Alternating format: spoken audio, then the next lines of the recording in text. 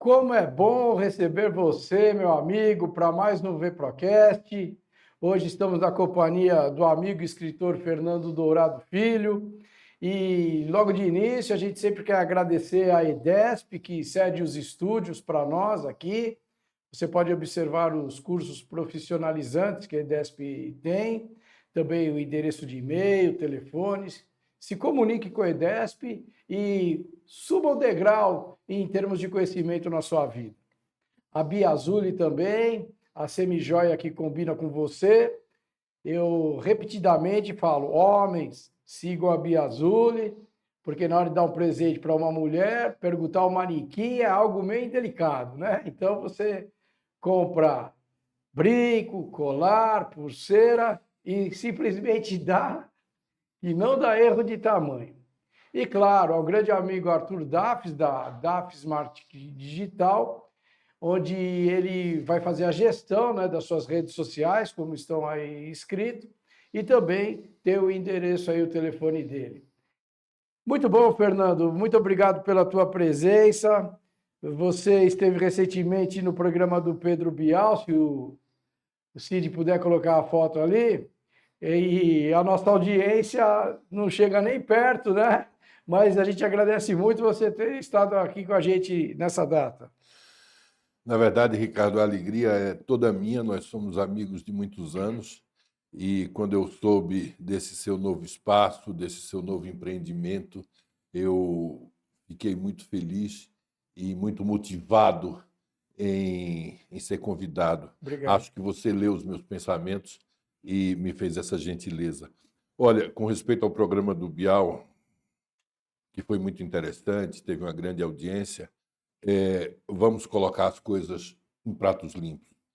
Ali eu não tinha a primazia de estar conversando sozinho diretamente com ele, né?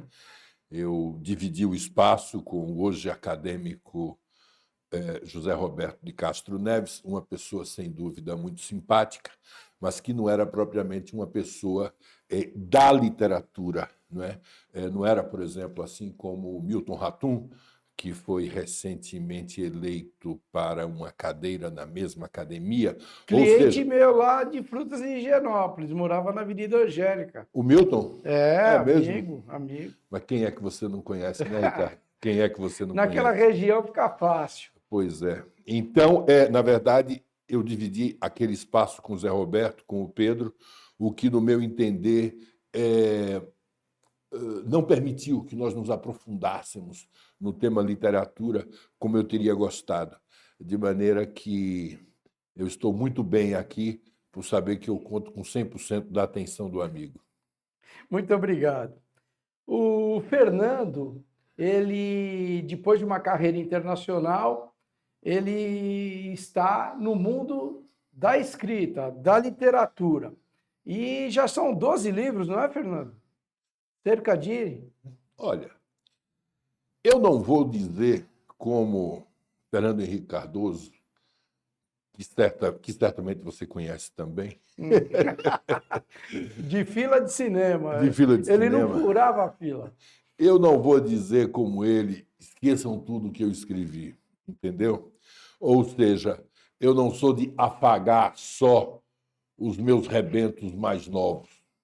Mas eu posso dizer que dessa minha obra, eu acredito que você foi um pouco generoso, desses 6, 8 livros que eu escrevi, eu acredito que a grande virada para a literatura aconteceu no período pré-pandemia, vamos dizer, nos últimos 6 anos para cá.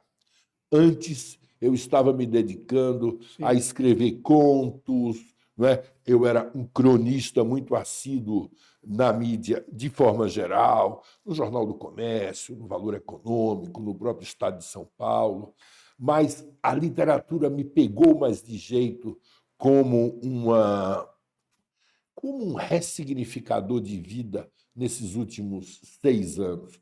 Portanto, o que foi escrito anteriormente certamente que me traz alegrias, não é? Mesmo porque eu comecei com um livro de difusão, vamos dizer, de conhecimentos internacionais, Sim. de negociação com culturas Foi o estrangeiras. Quer primeiro que dizer, eu li. pois é, não era um livro propriamente de literatura, não é? Era um instrumento para executivos de comércio internacional. Um dia, se você quiser, a gente pode se aprofundar a respeito disso. Mas a literatura como razão de vida, né? Como um registro permanente do seu estado de alma e de como você percebe o mundo, eu diria que ela começou há uns 6 anos e estamos no 4º livro, a caminho do 5º, 2 dos quais você tem aqui. Maravilha. Inclusive, peço para o Cid colocar a primeira fotografia do Fernando com essas 2 publicações. Olha lá, e na hora de ajeitar a mesa aqui, ainda deu certo, não invertemos, hein? Então, Fernando, a gente vai conversar sobre o Aluâmbar e a viagem imóvel. E são os 2 livros com mais de 500 páginas cada um, que é algo que não se faz hoje em dia. Uma geração que está desabituada a ler. A coragem de 2 livros desse tamanho, Fernando. Olha, na verdade, ainda que a editora tenha dito que livros um pouquinho volumosos poderiam, eles não somente são mais caros, como eles giram menos, porque as pessoas dizem, enquanto eu leio um livro desse, eu podia ter lido 2 ou 3, não é? Na verdade, eu sempre fui de outra tese.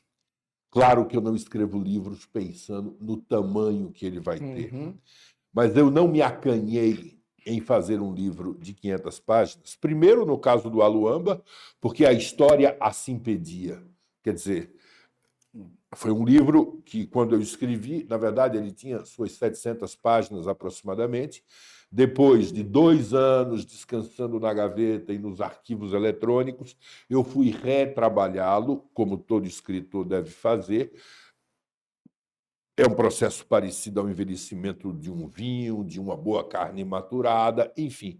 E mais 100 páginas certamente ficaram para trás por conta disso. Então, eu fiz uma lipoaspiração, digamos assim, no Aluâmbar, mas a história ficaria mutilada se eu fosse economizar páginas pensando nisso. Quer dizer, a gente pensa na clareza da história para o leitor, é uma saga familiar muito bonita, é um livro que foi eleito um dos 10 melhores romances de 2023. É um livro que tem me rendido alegrias assim permanentes. Não é? O Aluâmbar conta a história de uma família de judeus, uma história que começa na cidade de Budapeste, em 1944, quando os nazistas resolvem impingir à Hungria a chamada solução final, sabendo que a guerra estava perdida. Mesmo assim, eles não arrefecem dessa obsessão de caçar os judeus, de confiná-los, de concentrá-los, de exterminá-los. A Hungria é um pouco assim o ponto alto disso, no sentido de que a guerra já estava perdida. A Né? perseguição quando já era inútil, né? Pois Já é. era malvada antes e ali inútil. Então é o apanágio da perversidade, realmente, né? Da loucura, o que aconteceu em Budapeste. Então, esse livro começa lá com a história deste homem que perde a esposa, que a esposa some numa blitz, numa rua central de Budapeste, some num campo de concentração na Polônia para nunca mais, e ele, com a pequena filha, ele resolve recomeçar a vida, porque mesmo os sobreviventes do Holocausto, da Shoah, mesmo os sobreviventes, eles tinham aquela sensação de que, de alguma forma, o que Deus esperava deles, ao tê-los poupado a vida, não é? Uhum. E muitas vezes também havia aquela maledicência de dizer: se tantos dos seus patrícios morreram, o que é que você fez para sobreviver? Como se isso embutisse um pouco de maldade, um pouco de, não é, uma E são insinuação traumas maliciosa. que a pessoa leva. Esse homem, Simon Neumann, ele então vem para o Brasil com a filhinha dele, com Hannah, se estabelece aqui, na Barra Funda, numa oficina mecânica, onde um primo dele trabalhava, e a partir disso ele casa em segundas núpcias com a judia pernambucana, e a partir deste casamento ele tem mais 2 filhos, que nascem nos anos 50. Esses filhos terão netos, e o que nós temos é o desenvolvimento de uma história que começa no pós-guerra, que vem até os dias que antecederam a pandemia, pelos olhos e pelas emoções de muitos personagens. Sim, porque Não é? passa de geração em geração. Passando de geração em geração. Aquele homem que sobreviveu ao nazismo, que sobreviveu ao comunismo, que sobreviveu a tantos ismos, de repente ele aporta nesse país generoso, não é? Onde tudo reluz, onde tudo pode dar certo, e ele vê nos filhos códigos psíquicos e nos netos que, de alguma forma, não estão de conformidade com o legado que ele trouxe como judeu e como sobrevivente. Mas, no entanto, o amor por essa família é mais importante do que tudo. Ele é um pai compreensivo, ele é um doce avô. E Brenda, a esposa dele, a nossa querida Brenda Novinsky, que alguns consideram o personagem mais forte do livro, contribui para que a história da família Neumann permaneça viva na cabeça dos leitores, mesmo quando eles fecham o livro. Para você ter uma ideia, Ricardo, E da é alegria. verdade, eu senti isso. Você sentiu isso, né? Você foi dos primeiros, aliás, a me dar conta dessa sensação. E em algumas feiras que eu participei, Feira do Pacaembu, a Feira da USP, as feiras de Tiradentes, onde quer que eu tenha contato com os leitores, é inacreditável a quantidade de gente que chega e diz: estou lendo pela 3ª vez. Li a primeira vez porque não consegui parar. Na segunda, eu li para matar as saudades, para me fixar melhor nos personagens. Na terceira, eu estou lendo agora pelo prazer da releitura, não é? Por revisitar aquelas histórias como se a família tivesse se tornado um pouco minha família. Muito bom. Eu queria salientar 2 coisas do que ele disse nesse momento, é que ficou entre os 10 melhores livros, né? E que realmente, embora seja a imigração de um judeu, eu comentei já nas redes sociais do Fernando, que eu, como filho de imigrante, me sinto na história, e mesmo que você seja filho de imigrante dentro do país, as mudanças que a sua família é obrigada a fazer devido às circunstâncias, qualquer descendente de imigrante, seja da Ásia para cá, da Europa para cá, ou do Nordeste para São Paulo, percebe coisas de dentro da sua própria família. E dentro dessa história que é espetacular, na minha cabeça, pode virar filme que todo mundo assiste. Você tem uma bagagem internacional, então as vivências assim te ajudaram, observações locais, pesquisas, porque dá para perceber que quando você fala da Hungria, porque você já pisou na Hungria, quando você fala de São Paulo, porque você já pisou em São Paulo, e no Recife é a mesma coisa. Não tenha dúvida que esse cabedal internacional, em algum momento, ele vai se infiltrando na ficção, né? E alguns desses personagens, eles refletem um pouco o sentimento de mundo da época em que eles estão vivendo, da época em que as coisas são ambientadas. Mas observe uma coisa, Ricardo, no caso do Aluamba, já que estamos falando especificamente dele agora, Uhum. eu acredito que eu não tenha feito meia hora de pesquisa. Tudo estava aqui dentro. E eu acredito. Tudo estava dentro de mim. Eu posso ter feito uma verificação de data aqui e acolá, quando um personagem esbarrava em algum momento da história. Eu digo, bom, aquilo foi em 1975 ou foi 76?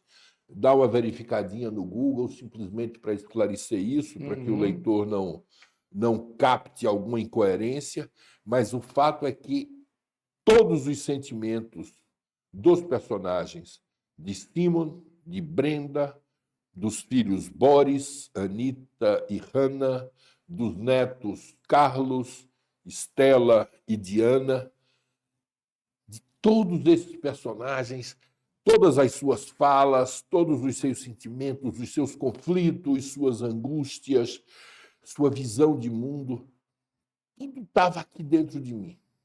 Uhum. Não é? Tanto é que você não tem necessariamente a ancoragem,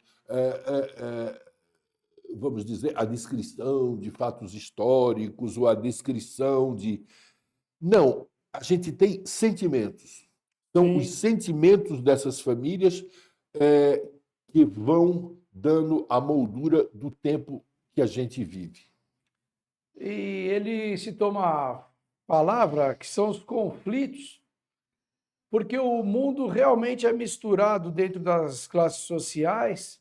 E eu lembro do envolvimento de um dos personagens com pessoas drogadas e tudo mais que acontece na família de todos, né? Traições e assim por diante, né? Então, realmente, eu me lembro de uma vez estar com o Fernando, eu já escrevi 3 livros, 2 publicados, e um deles, o primeiro eu fiz por minha conta, o segundo e o terceiro foi por incentivo dele.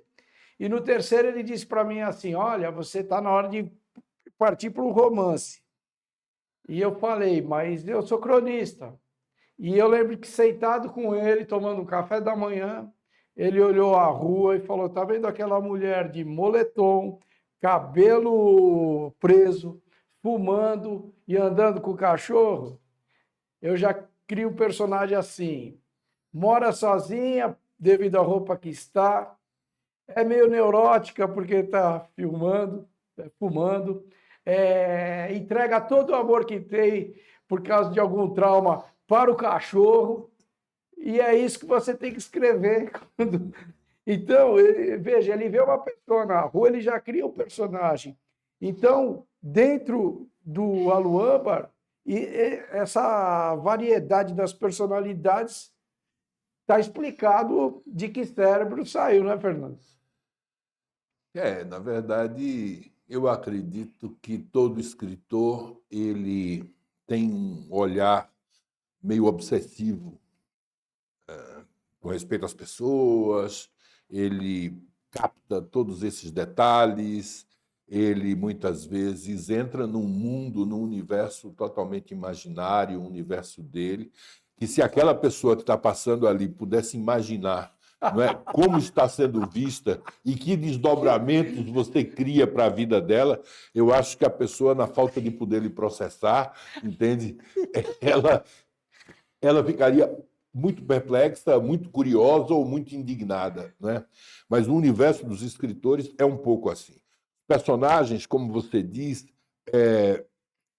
eles, eles são tridimensionais. Não tem ninguém essencialmente bom e essencialmente Sim. mal. Não tem ninguém feio nem bonito. Não tem ninguém carismático ou aguado. Você Não tem. desnudou cada um ali. Todas essas pessoas, enfim, elas são como nós. Nós somos feitos de luzes e de sombras, né? Nós temos momentos magnânimos e nós temos momentos de mesquinharia impublicável. Então, esses personagens, eu não vou dizer que eu os desenhei assim, mas eles entraram a tal ponto em mim, o processo criativo foi, até certo ponto, tão epidérmico, tão direto, não é?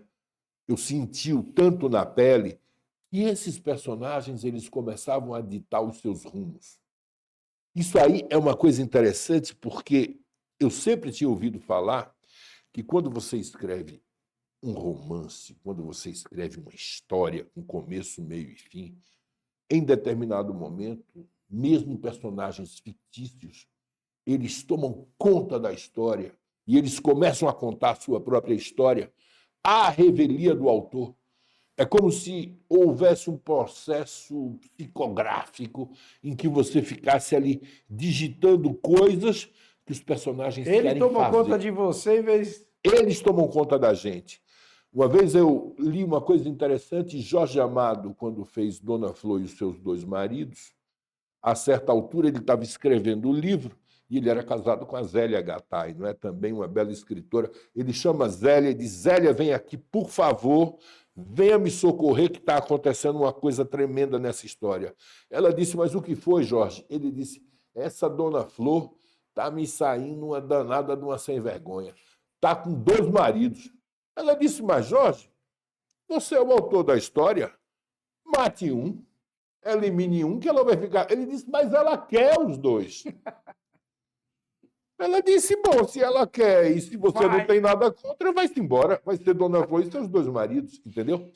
E eu achava que isso era um pouco o charme baiano, enfim, que não era bem assim, mas é assim.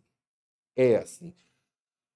Eu, nesse período em que ataquei para valer o Aluamba, não é? Porque tem um momento realmente que você tem que fechar as portas para tudo que você está fazendo, para mergulhar de cabeça, para começar a dormir e acordar, e a passear, e a comer, e a tomar banho com esses personagens. Quando isso aconteceu, o processo de criação virou assim uma coisa quase que mediúnica, não é? Eu dizia: meu Deus do céu, veja só o que está acontecendo aqui, não é? Essa moça aqui. Uma coisa muito interessante desse livro, e muito atual, é que, em se tratando de uma família de judeus, de 3 gerações de judeus, você tem sentimentos muito díspares com respeito a Israel e com respeito ao próprio judaísmo. Veja, esse livro saiu, Ricardo, no dia 10 de outubro de 2023, 3 dias depois daquela tragédia do Hamas, naquele festival de música ao sul de Israel, que degenerou em tudo isso que a gente vê hoje. Dezenas de milhares de mortos, e, enfim, uma coisa que parece que não vai ter fim, não é? Ainda com reféns sob a custódia dos terroristas do Hamas. Enfim, o fato é que esta família ela não reage uniformemente igual a esses eventos. Claro, os eventos do 7 de outubro não estão narrados, mas estão narrados episódios centrais da história de Israel. Estão narrados, por exemplo, o assassinato de Yitzhak Rabin, que de alguma forma marca a chegada do Likud e da extrema-direita ao comando de Israel.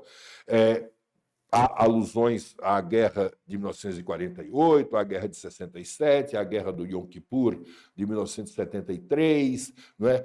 É uma família que é bastante observante das datas religiosas de Yom Kippur, de Rosh Hashanah, de Sukkot, de Pesach, enfim. Mas tem também um outro lado da família que nega completamente isso, pessoas que dizem assim: olha, na verdade, o que nós precisamos ser antes de sermos judeus, nós temos que ser pessoas virtuosas. E antes de pensar em ir morar num kibbutz em Israel, por que não? Isso é a personagem Anitta que diz. Ela diz: por que não abrir fazendas comunitárias no interior do Nordeste, fazer cultura irrigada para manga, uva, abacaxi? Por que é que eu tenho que ir para o deserto do Negev? Por que é que eu tenho que ir para a Judéia, para Samaria? Por que é que eu tenho que ir para a Galileia, brigar com quem já estava vivendo lá? Enfim, se nós pudermos ter a mesma coisa por aqui, coisas que soam como um verdadeiro sacrilégio para a ala religiosa da família. Mas, independente de ser no judaísmo, dentro do livro, quando tem aquele atentado no Recife, também as opiniões são diferentes, lá do alagamento, né? Do tiroteio, né? Uhum. Então a filha também, ela é do contra, né? Sim, sim. Isso aí alude Então, a um fato ocorrido em Recife nos anos 70, em que se falava que uma represa teria rompido, né, e que as águas tomariam conta da cidade, o que foi, de certa forma, o gatilho que fez com que Boris, um dos personagens principais, vamos dizer, saísse um pouco de órbita e se refugiasse num universo paralelo, uhum. onde as dores, seja as dores de Israel, seja as É, dores dele como judeu, como brasileiro, como exato. pernambucano, como ser humano, enfim, um lugar que o aconchegasse para que ele pudesse sobreviver a tudo isso. Né? Exatamente, por isso eu usei a palavra que ele desnuda cada personagem. Cid, coloca aquela foto onde tem a estante de livros. Aí é o escritório do Fernando. E ele tem mais outra sala desse jeito. Como é que é essa mente fervilhante? Olha, Ricardo, eu tenho 67 anos, 10 a mais do que o querido amigo. Eu sou de 58, o ano Uhum, daquela primeira Copa do Mundo. O ano. Eu nasci sob a égide de JK, do presidente Juscelino Kubitschek, não é? Uma uhum. época de otimismo. Você nasceu em 68, Sim, o ano o que não ano, acabou. o ano que não acabou, o ano talvez mais importante do mundo do século passado, o ano dos grandes movimentos estudantis de maio de 68, enfim, e aqui no Brasil também, o ano da decretação do AI-5. Todas Uhum. essas coisas foram muito importantes. Nascemos em 2 anos cruciais. Naturalmente que eu vi, ao longo da minha vida, algumas coisas se transformarem a uma velocidade que ainda hoje eu não consigo alcançar, e quanto mais viver, menos eu alcançarei. Quando se fala hoje de inteligência artificial, é uma coisa que me dá assim um sentimento dúbio, né? Uhum. Um certo fascínio, mas também um certo medo, como se tudo conspirasse contra as pessoas da minha geração, ou seja, as pessoas que estão entrando numa fase outonal da vida, vamos dizer. Os livros, eles são os meus amigos mais constantes. Quer dizer, do momento que eu os descobri, né, quando eu ganhei uma pequena enciclopédia do meu pai, aos 10 anos, lá em Recife, eu acredito que daquele momento em diante nada se comparou mais a visitar livrarias, a frequentar bibliotecas e a estar sempre, onde quer que vá, com um livro na mão. Livro físico, livro com cheiro, livro que dê para folhear, livro que você possa marcar. É, na verdade, eu tenho essa relação de profundo amor e tenho até a desconfiança de que vou me despedir da vida sem ter lido sequer metade do que eu gostaria de ter lido. Não é? Eu lembro que tinha assim, uns 150, 200 títulos que eu vinha comprando desde os 30 anos, mais ou menos, imaginando que os deixaria quando estivesse tranquilo, aposentado, como se isso fosse acontecer um dia, entende? Como se você tivesse ainda aquela transição que havia antigamente, em que o sujeito colocava um pijama, se sentava numa cadeira de balanço, ia tomar a fresca na calçada, e ali ele iria ler Dostoiévski, Tolstói, Melville, enfim, os grandes escritores que ele não tinha conseguido ler quando era mais Mas jovem. isso eu sei que nós dois, mesmo com a oportunidade, não conseguiríamos fazer. Pois A gente não é, consegue parar. eu acho que somos de índole, ainda bem, de índole inquieta, não é? Nós gostamos de colocar os desafios na frente, de abraçá-los. Mesmo assim, o universo dos livros ele me traz um aconchego muito grande. Eu consegui, nesses últimos anos, em função também do segundo livro, de que a gente pode falar daqui a pouco, Uhum. eu consegui uma inserção neste universo que me surpreendeu, sabe? Eu vejo, por exemplo, você estava falando do programa do Pedro Bial. Ali ele, a certo momento, ficou debatendo lá com o Zé Roberto sobre o fato das pessoas não estarem mais lendo, o fato das pessoas estarem muito viciadas em outros formatos, em WhatsApp, em resumos, resumos até de obras dados pela inteligência artificial e tudo isso. Eu não falei lá naquele dia, ou se falei, eles cortaram na edição, mas o que eu vejo no mundo sinaliza um pouco mais de otimismo nesse terreno. Você observe, na Feira da USP, o ano passado, eu estava com a minha editora, com Karen Schwartz, da editora Azuco, estávamos no nosso estande, chegou um cidadão lá, pegou 2 exemplares do Aluamba, pegou 2 exemplares da Viagem Imóvel, pegou 2 exemplares de outros livros que eu tinha escrito, do Qualquer Sensação Súbita e daquele O Boiadeiro que tentou devolver o Brasil a Portugal. Maravilhoso. Enfim, o sujeito pegou 2 de cada um assim. Eu disse, mas o senhor está comprando isso para o senhor? Me explique um pouco, não é comum que as pessoas cheguem sem nem assuntar o restante do catálogo da editora, sabendo assim a que vinha, não é? E aí ele disse, não, eu trabalho no sistema presidiário do norte do Brasil. Eu trabalho em Belém, mas frequentemente estou em Santarém, estou em Castanhal, às vezes eu vou ao Maranhão, tenho muitos amigos promotores, muitos advogados, muitos carcereiros, né?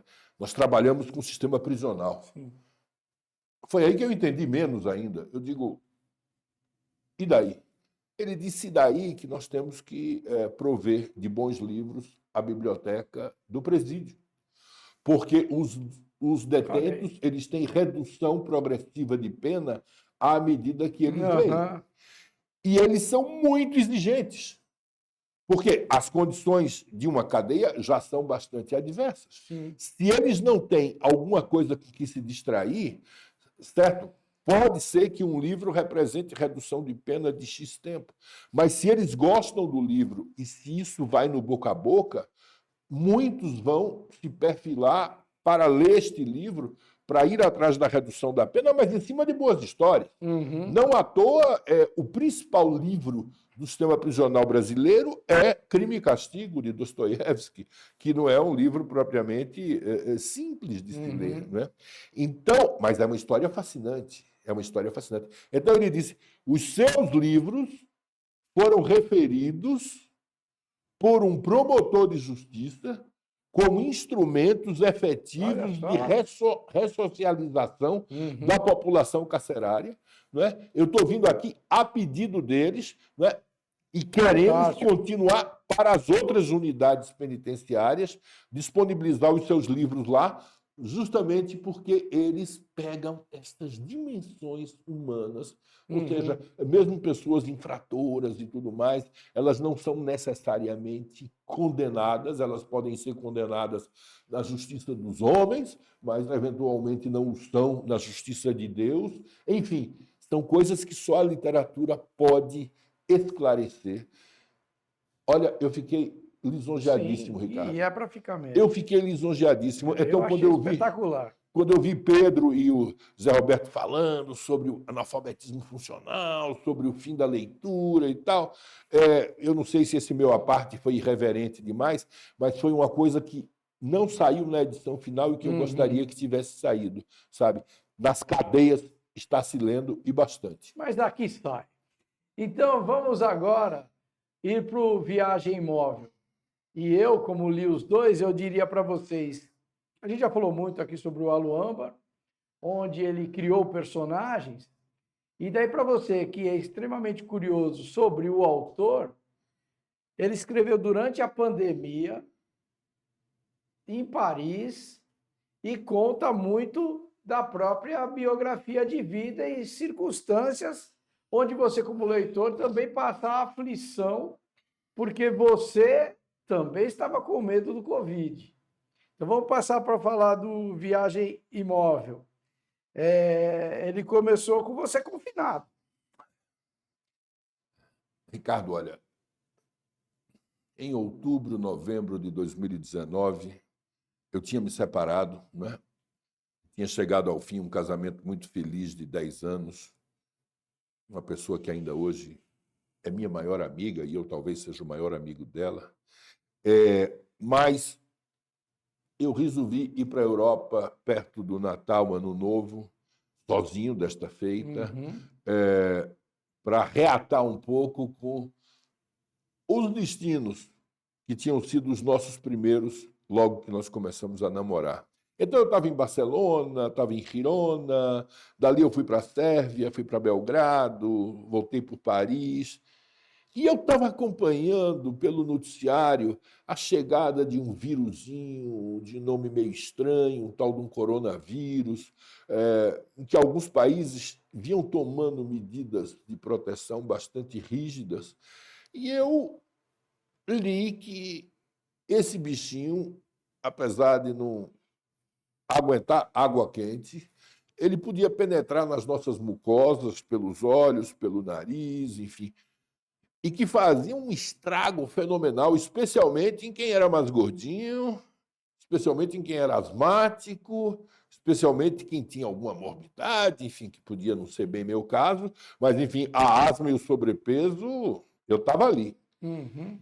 A partir disso, eu comecei a perceber, no mês de fevereiro de 2020, na Europa, uma certa politização daquele tema, sabe?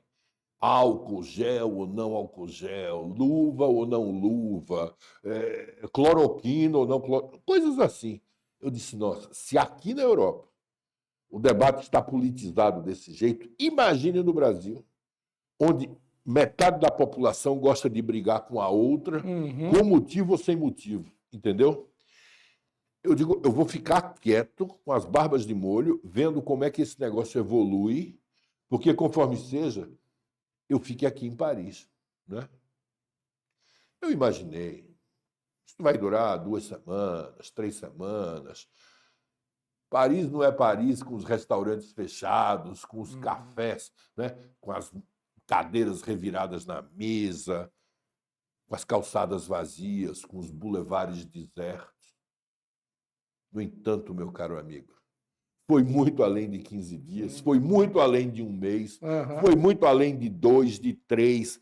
Era inverno, nós chegamos à primavera, passamos um verão inteiro, chegou o outono, as pessoas foram reconfinadas, chegou um outro inverno e só na primavera seguinte eu voltei para o Brasil devidamente vacinado. Ou seja, eu fiquei confinado num apartamento do tamanho desse estúdio.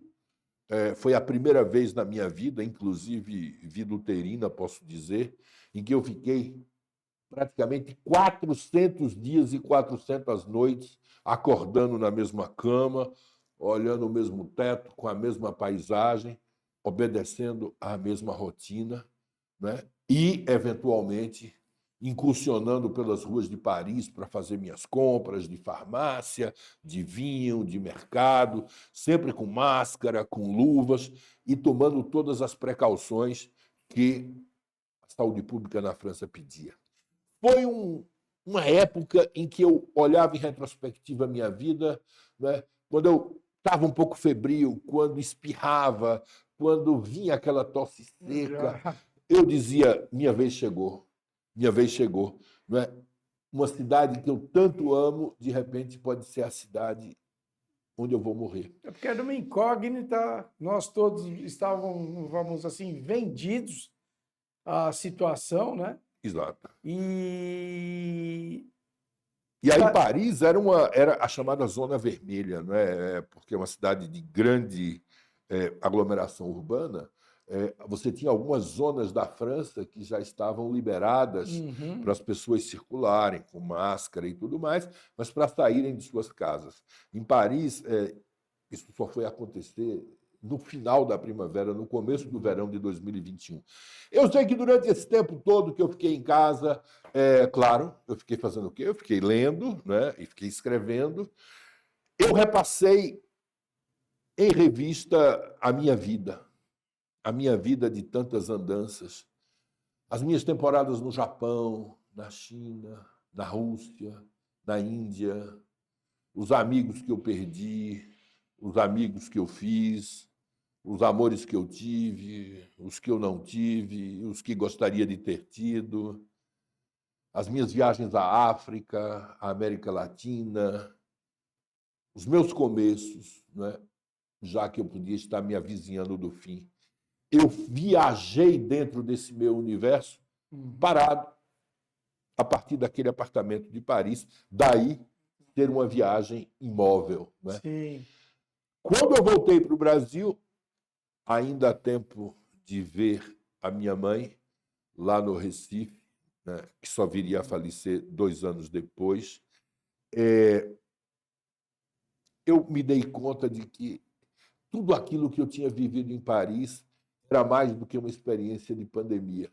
Era um hino de amor à cidade, né? Mesmo vivendo uma situação atípica, continuava sendo uma ocasião festiva para o coração de cada um. Você foi para lá com 13 anos, não é isso? A minha primeira ida para Paris tinha sido aos 15 anos. 15. 15 anos, é. E agora eu estava, no tempo da pandemia, eu estava com 62. Quer dizer, eu tinha ali uma relação de mais de 4 décadas com a cidade. Sim. Este livro retrata esses estados de espírito, a interação com a cidade, as minhas viagens pelo mundo, as minhas reminiscências. Foi um livro escrito com muita alma também, com muita alma, da mesma forma que eu emprestei todas as minhas energias para a ficção, nesse caso, nesse ensaio biográfico, nesse ensaio memorialístico, não é? Que tem um pouco de travel writing, que tem um pouco de diário, que tem um pouco de... Todas essas coisas juntas, elas fizeram da Viagem Móvel um livro que as pessoas simplesmente amam. Sim. Não se passa um dia, meu caro amigo, sem que entre pelo meu WhatsApp, pelo meu e-mail, pela editora, uma mensagem reconfortante sobre isso. Fernando, você nos permitiu, por intermédio dessas páginas, reviver uma época que foi especial na vida de todos nós, não é? Além de ter nos facultado rodar mundo, enfim, com seus olhos, pelas suas pernas, ao longo de sua vida. Então, de fato, A Viagem Imóvel é um livro em primeira pessoa, muito voltado para quem gosta, modéstia à parte, de um bom texto, não é? De um texto bem trabalhado. Isso é importante, viu, Ricardo? Trabalhar bem o texto, colocar-se no lugar do leitor. Porque a quantidade de estímulos que você tem hoje é enorme. Não é? Sim. Toda hora tem alguma coisa pedindo a sua atenção. Como é que você vai pegar um livro de 500 páginas de sã consciência e dizer, olha, isso aqui vai me abduzir, eu vou mergulhar de cabeça nele, entende? Como aconteceu tantas vezes na minha vida, quando eu era mais jovem, não é? Eu queria que o meu leitor tivesse também essa sensação de imersão, ou seja, de se sentir convidado a participar da história. E, para isso, você tem que escrever bem. E escrever bem, que eu digo, não é ser prolixo, não é usar palavrório hermético. Escrever bem é respeitar o tempo do leitor, é ter ritmo, é ter cadência, é ter riqueza estilística, é não ficar repetindo de uma forma nauseante as mesmas palavras, mesmas expressões e mesmas situações. É editar, né? Escrever é cortar, já se diz, né? Porque você corta muito do que você escreve. Você precisa, como eu já disse, lipoaspirar o seu texto, né? Para torná-lo leve, para que ele possa fluir. Um livro não pode ser assim, um jogador fora de peso no campo de futebol, entende? Você percebe, você diz, olha, está com 2 quilos a mais, e esses 2 quilos estão fazendo a diferença. No livro se trata de gramas, entende? Você disse, isso aqui podia ter terminado mais cedo. Isso aqui não precisava ter dito. Então, por trás disso, existe um processo muito meticuloso de edição, de você tirar o essencial. para que o leitor se empolgue e para que ele leia. Então, eu tenho certeza, na viagem imóvel, quando as pessoas começam a ler o primeiro capítulo, elas irão até o 32º, entende? Porque as situações não se repetem, os meses não se repetem, as semanas, Sim. os estados de alma, os restaurantes, os filmes, a rotina doméstica, as ambulâncias que passavam pela rua, os óbitos acontecidos perto de sua casa. E as grandes demonstrações de solidariedade humana que você via acontecer também, né, de médicos aposentados. E a pessoa se sente dentro do livro, né? Esse que é o que faz a coisa realmente fluir durante a leitura, né? Eu tenho tido essa alegria de as pessoas realmente se sentirem convidadas a refletir sobre os seus próprios passos e sobre o que estavam fazendo naquele dia, entendeu? Naquela época, naquele mês, naquele período. É verdade. Agora, este livro te levou a ocasiões muito grandes, né? A gente pode botar a foto dele aí, por favor, né? O Fernando já foi na Academia Brasileira de Letras, já foi no Pedro Bial. Coloca a próxima foto, por favor, aí. E aí, em Tiradentes, Minas Gerais, numa feira literária, e ele está com outro imortal aí, que é o Rui Castro. Nessa feira, inclusive, você palestrou. Sim. Essas feiras, elas são muito, muito gostosas, né, Ricardo? Especialmente porque você vê que o mundo não se resume aos seus livros. Logo que os seus livros saem, você fica meio com uma ideia fixa. Você vai a uma livraria, você quer ver quem está folheando o seu livro, você tem vontade de abordar a pessoa e dizer por que o senhor não levou, ou será que eu posso dar uma explicação? Mas, sabe, eu tenho essa. Quando você vai para um festival e encontra pessoas como Rui Castro e tantos outros, você dá-se conta da sua insignificância. Você dá-se conta de que se você já teclou milhões e milhões de textos, enfim, milhões de tecladas para fazer centenas de textos, você tem pessoas que já teclaram 1 bilhão delas, Sim. entende? Como é o caso do Rui Castro, para ter escrito as maravilhas, especialmente no terreno de biografias que ele escreveu. Não é o meu escritor de referência, porque não é um homem da ficção e do romance, não é um homem de inventar uma história. Ele é um homem de contar a história de quem viveu-as. Mas é uma pessoa que faz uso exímio da palavra e que tem todos esses cuidados de que eu falei aqui, de não deixar gorduras, de contar uma história que cative, de segurar o leitor do primeiro ao último capítulo.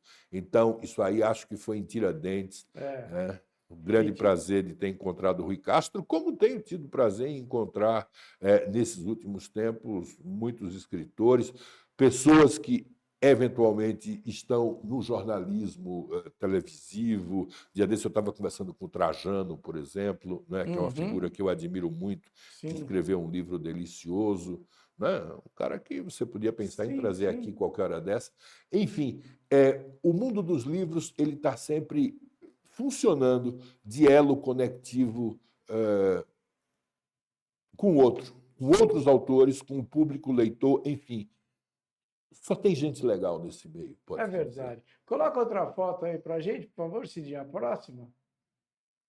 Aí, ó. Isso aí foi o making off lá do Pedro Bial, né? Eu não sei se eu te falei isso, essa minha relação com o Pedro Bial é uma coisa de que eu me orgulho muito, porque nós somos nascidos no mesmo dia, mês, ano e, se duvidar, como ele diz, na mesma hora. Nós somos de 29 de março de 1958, 11 horas da manhã. Ele nasceu no Rio de Janeiro e eu lá no agreste meridional de Pernambuco, na cidade de Garanhuns, hoje famosa por outras coisas, além das suas flores e do seu belo clima, né? E Pedro, a gente criou, de certa forma, uma irmandade cósmica em função disso, e nós vivemos vidas muito paralelas também, porque quando ele era correspondente internacional, muitas vezes nós estávamos nesses mesmos palcos em que ele narrava as coisas como jornalista e eu estava ali com outros olhos, com olhos de homem de negócio, enfim, dentro da minha encarnação de executivo, não é? Sobre a qual um dia, quem sabe, nós poderemos falar. Fernando me convidou para ir neste programa, né? E eu tive vontade de fazer uma pergunta para o Pedro, mas muita gente ali. Eu gostaria de perguntar para o Pedro, qualquer hora, se tiver a chance, se ele, com recursos, com dinheiro, já passou necessidade cobrindo guerra. Porque às vezes você tem o dinheiro, mas você vai dormir em cima de um saco de batata devido à situação. É essa pergunta que, se der qualquer hora, eu gostaria de fazer para ele. O Fernando, ele gosta do contato com o seu leitor. Então, coloca a próxima foto para a gente aí, por favor, Cid. Olha aí o Fernando na livraria, conversando com os próprios leitores. Você vai começo, meio e fim, né, Fernando? Conta esse prazer. Na verdade, nesta foto eu acredito que esteja falando sobre a Ucrânia, ou se não, foi um livro que eu traduzi. O livro de uma pessoa que você conhece, da belga Margot van der Straten, um livro chamado Mazal Tov, que eu tive o prazer de traduzir, e depois o prazer de adaptar para o teatro também. Né? Essa função de tradutor, na falta de contar com a presença dos autores internacionais aqui, também é uma dimensão que me alegra muito. Porque você, ao traduzir um livro, você o reescreve, de certa forma. Né? E, para isso, você precisa conhecer o autor, entender o registro dele, ver de que forma aquilo podia ser melhor dito na língua de tradução. Essas ocasiões de encontro com leitores, pode ser revisores, diagramadores, capistas, leigos, sem dúvida, sempre trazendo uma dimensão nova àquilo que você fez. Você veja, por exemplo, eu estava falando sobre esses livros em Curitiba, não faz muito tempo, convidado por uma associação de lá, e uma senhora chegou para mim e disse, olha, falando sobre o Aluamba, ela disse, tem uma coisa, por que é que o nome da segunda filha do segundo casamento de Simon com Brenda, por que é que o nome dela é Anita? Eu digo, olha, o nome dela é Anita porque Anita é um nome judaico, é um nome relativamente comum entre os judeus húngaros, não é? De maneira que eu achei que Anita era cabível. Ela disse, mas o senhor percebeu uma coisa? O nome da primeira filha dele, com a esposa falecida, era Hannah. Eu digo, sem dúvida, era Hannah. Hannah e Anita são dois nomes distintos. Ela disse, pois é. Mas quando Brenda quis ter uma Anita, de certa forma, Anita era a minha Hannah, Anita. Entende? Etimologicamente, pelas raízes hebraicas do nome, ela queria ter, era uma espécie de uma reedição, como ela amava muito o marido dela, ela queria ter com ele também uma versão própria de Hannah. Como Hannah já era o nome de uma, ela colocou Anita.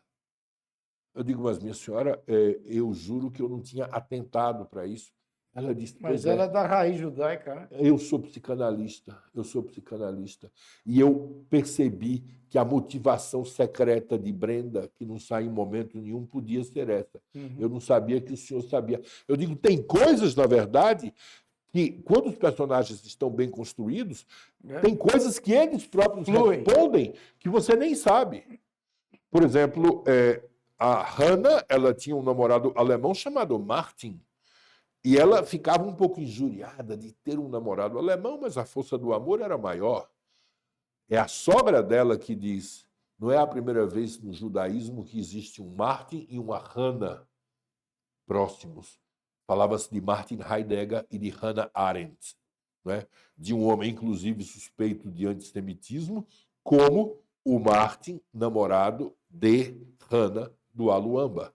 Ou seja, são situações que elas estão atrás, no nosso inconsciente, e que elas vão aflorando dessa interação com leitores, não é?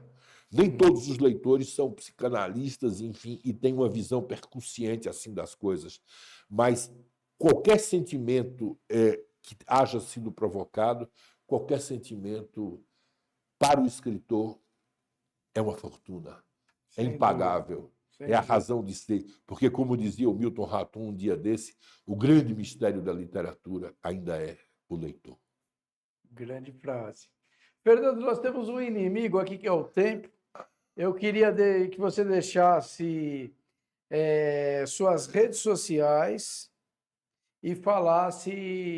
Eu sei que você vai para Recife, conte sobre datas, quem pode te achar por lá ou por aqui mesmo. Olha, Ricardo, redes sociais eu sou muito básico, né? Eu sou um sujeito meio jurássico. Eu sempre tive uma certa relutância em me envolver com redes sociais.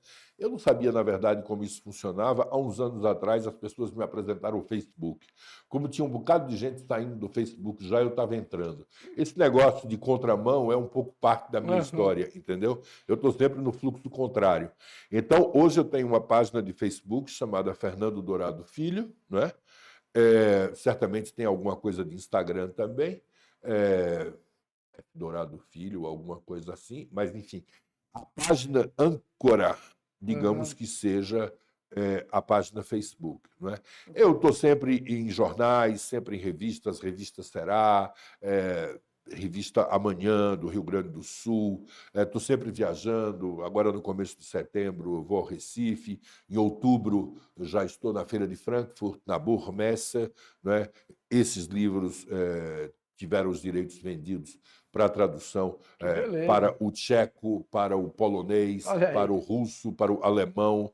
Então, eu estarei lá em Frankfurt. Enfim, a minha vida, como você sabe, sempre esteve pautada pelos aviões. E assim vai continuar a ser até quando eu aguentar. Então tá bom, Fernando. Muito obrigado pela sua participação. Obrigado a você, meu querido amigo. Pessoal do VPRO, a gente agradece. Tá aí a página do VPRO aí também, no YouTube, no Instagram. Se você quiser colaborar com o Pix. E a gente agradece a audiência de vocês. E vamos para o próximo. Um abraço.